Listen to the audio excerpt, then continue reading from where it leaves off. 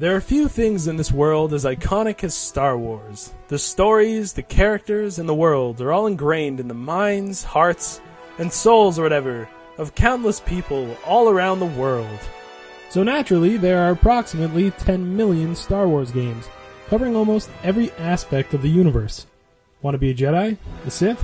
A clone? A bounty hunter? You can more than likely be whatever you want to be in some form of Star Wars game. The LEGO games let you be Ognogs, if that's your thing, I don't know. But out of all of these options, the one that always seemed the most appealing to me was being a Jedi or a Sith.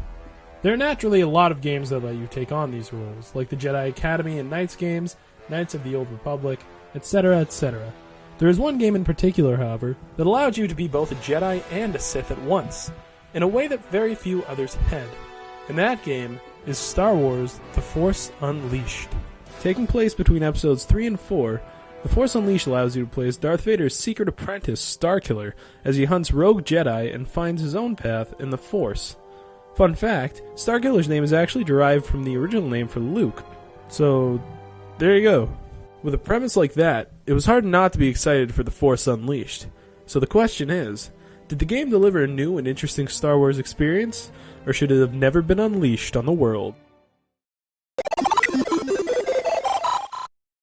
So as I said before, you assume the role of Starkiller, Vader's secret apprentice. After being found as a boy and hiding on Kashyyyk with his Jedi father, Starkiller is taken and trained by Vader himself as an assassin, whose purpose is to hunt Jedi, rebels, and eventually aid Vader in killing the Emperor himself. This concept is absolutely fantastic. While you could definitely be a jerk in Knights of the Old Republic, The Force Unleashed tasks you with being horrible. You have to hunt down Jedi, you have to kill anyone who knows you exist, you basically have to be the perfect assassin, in a way that truly hadn't been conveyed before. Of course you aren't a monstrous Sith assassin forever, as Starkiller begins to see that maybe killing random people because the guy who killed your dad wants you to isn't the best life choice. Through interactions with one of his Jedi targets, Ram Koda, and his Imperial pilot, Juno Eclipse, Starkiller learns that he doesn't have to be a killing machine, and that he could be the key to starting the Rebel Alliance. The plot is actually really enjoyable, as it not only provides a new perspective on the events prior to A New Hope, but also serves as an original and well-made story set in the Star Wars universe. You begin to care about what happens to Starkiller and his crew, and when you get to the choice at the end of the game that determines what kind of person Starkiller is, you'll definitely know what choice you want to make. And if you make the canon light side choice, you're treated to a poignant and well-made ending, befitting of Star Wars and its legacy. There are even some nice nods to the greater Star Wars universe, as characters like Princess Leia, Bail Organa, and even Darth Maul through a simulation show up. My only problem with the plot actually leads into some of my critiques of the gameplay, and that's the limited lack of settings. Since this is Star Wars, it's only natural for you to visit some exotic planets. And while you do go to a few cool places, my personal favorites being Cloud City and the Death Star, the game pulls a Devil May Cry 4. After visiting the first few levels, you go back to the same places again before going to the last level. Thankfully, the level design isn't quite the same, but it's a bit of a bummer to have the same locations repeatedly crop up, normally with the same enemies, as it gets a bit boring to traverse, especially when the game isn't super long. Going deeper into the gameplay, there's a very stark contrast in how well it works. On the negative side of things, using a lightsaber in this game doesn't feel nearly as powerful as it should. Your lightsaber doesn't do much damage compared to the majority of your Force abilities, meaning you'll more than likely use it much less. This really sucks, because it's a lightsaber, the ultimate weapon of the Jedi and the Sith. You should feel like a god wielding it. Instead, you just hack away with it as you would with any other sword. There are lots of combos to unlock, however, so there is at least some variety to be had in using it. It's just unfortunate that it feels so nerfed. On a positive note, however, the game embodies the Force in a way that no other has. You can grab people and carry them or toss them any which way. You can break doors and bodies with Dragon Ball Z level Force pushes. You can even go all Palpatine on people and electrocute them to no end. You feel powerful, no, unstoppable. You feel like a true Force user. And that is by far the game's greatest strength. Many of the environments are even destructible, to enhance the gravity of the power at your disposal. You can power up your Force abilities, as well as combos and stats, by using the Force points that are given for leveling up. These points are earned through defeating enemies and finding collectibles. There doesn't seem to be any kind of level cap, so you can keep earning points to make yourself stronger in every way until you've maxed out everything. And this power is necessary, because more often than not, there are enemies everywhere. I mean, this is cool when the enemies are stormtroopers or rebels, as they aren't too difficult to defeat, and plowing through them makes you feel awesome. But when you're fighting a bunch of missile-launching stormtroopers, far-off snipers, AT-ATs, and regular stormtroopers, the game just feels blatantly unfair. This normally means you're going to have to find some unorthodox solutions to defeating all your enemies, like hiding in a room and luring them in one by one to force lightning them, then waiting for your force to recharge to continue the cycle. And that's not that fun. On the other hand, each level has lots of collectibles to find, in the form of holocrons. The placement of the holocrons is almost always very fair, meaning it's not a chore to find them, and trust me, they are worth finding. Holocrons can contain anything from experience points, to new lightsaber colors, to even new costumes.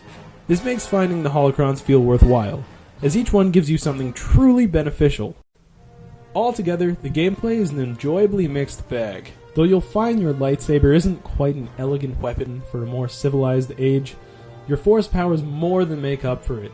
You'll no doubt be very frustrated at points, but the sheer power at your disposal makes fighting almost addicting, despite its flaws. As for visuals, The Force Unleashed looks absolutely fantastic for a game released in 2008, and its visuals mostly hold up today.